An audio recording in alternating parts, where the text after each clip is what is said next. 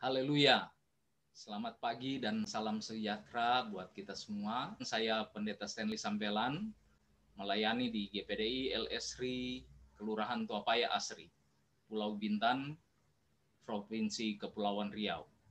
Beberapa waktu yang lalu kami kedatangan seorang anak muda, anggota gereja kami, yang membawa seorang temannya yang berasal dari daratan Tiongkok.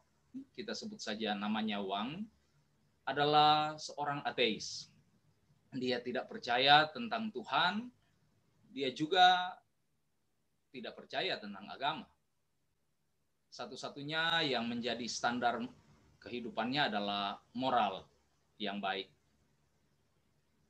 Wang ini kemudian bertanya kepada saya, kenapa katanya untuk diselamatkan orang harus terima Yesus sebagai juru selamat. Saya coba jelaskan secara singkat dengan cara yang sederhana apa yang saya bisa jelaskan.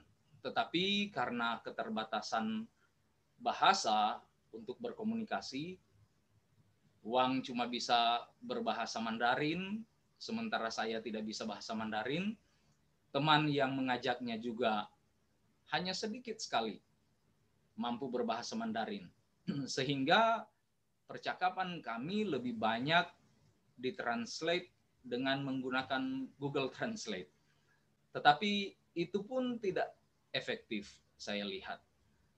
Dalam keadaan cukup membingungkan karena keterbatasan seperti itu, saya kemudian teringat bahwa di laptop saya ada program Alkitab yang berbahasa Mandarin. Saya kemudian mengambil Alkitab atau laptop saya membuka program Alkitab yang berbahasa Mandarin itu, dan saya berkata kepada anak muda yang dari Tiongkok ini, si Wang ini, saya bukakan ayat Alkitab dan dia baca, kemudian saya meminta dia menjelaskan apa yang dia pahami dari isi Alkitab yang dia baca. Dan saya menunjukkan ayat-ayat yang umum, yang sederhana, tentang keadaan manusia yang berdosa, kemudian bagaimana hukuman yang akan diterima oleh manusia yang berdosa, sebab itu manusia butuh juru selamat, dan Yesuslah yang datang untuk menyelamatkan manusia. Setelah kurang lebih hampir 1 jam, anak muda ini membaca ayat-ayat yang saya berikan, dan dia juga memberikan sedikit penjelasan dari apa yang dia pahami dari ayat itu. Sampai di satu titik tiba-tiba dia berhenti, kemudian seperti merenung sedikit, dia melihat saya dan berkata kepada saya, sepertinya saya butuh Yesus ini. Saya tanya, kenapa? Dia kemudian berkata, sekalipun dia berusaha hidup dengan standar moral yang baik, tetapi dia menyadari ada begitu banyak kesalahan yang juga dia lakukan. Ada begitu banyak dosa yang juga dia lakukan. Dan membaca ayat-ayat yang saya berikan kepadanya, membuka pemahamannya bahwa kehidupan itu tidak hanya sebatas kehidupan sementara yang ada di dunia ini. Ada satu kehidupan yang lain yang menunggu setiap manusia di balik kematian. Sesuatu yang kekal, yang tidak mengenal batas waktu. Dan anak muda ini berkata dia ingin ada di sana. Itu sebabnya dia katakan dari apa yang dia baca dan dia pahami, dia butuh Yesus. Saya kemudian berkata kepada dia, ya, kalau kamu merasa bahwa kamu butuh Yesus, adalah hal yang mudah untuk engkau menerima Yesus. Saya katakan engkau hanya buka hatimu, kita berdoa dan engkau katakan, Yesus masuklah dalam hatiku, jadilah Tuhan, jadilah penguasa satu-satunya atas hidupku. Jadilah juru selamatku, aku menerima engkau sebagai Tuhan dan juru selamatku. Wang kemudian berkata kepada saya, kalau begitu tolong pimpin saya berdoa supaya saya bisa menerima Yesus di dalam hatiku sebagai Tuhan dan Juru Selamat. Dan puji Tuhan, hari itu anak muda yang berasal dari Tiongkok ini, yang tidak mengerti bahasa Indonesia dan bahasa Inggris.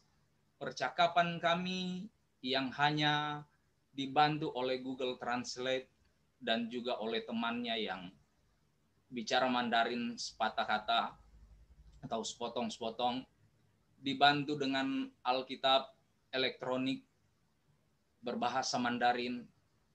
Hari itu Wang menerima Yesus sebagai Tuhan dan Juru Selamatnya. 2 hari kemudian, dia memberi diri untuk dibaptis. Hari-hari ini dia ada di Tiongkok, sering mengabari kami bahwa mereka tetap percaya kepada Tuhan walaupun agak sulit ke gereja, tetapi dia tetap berusaha untuk memelihara imannya dan tetap percaya kepada Tuhan. Puji Tuhan, dari pengalaman ini kemudian saya belajar bahwa membuat orang percaya kepada Yesus itu tidak bergantung pada situasi, tidak bergantung pada keadaan, juga tidak bergantung pada seberapa pintar, seberapa mampunya kita. Sebab kalau melihat dari kondisi antara saya dengan Wang, sepertinya kelihatan mustahil. Anak muda ini dalam waktu yang sangat singkat, boleh dibilang, dapat menerima Yesus, percaya dan menerima Yesus sebagai Tuhan dan Juru Selamatnya.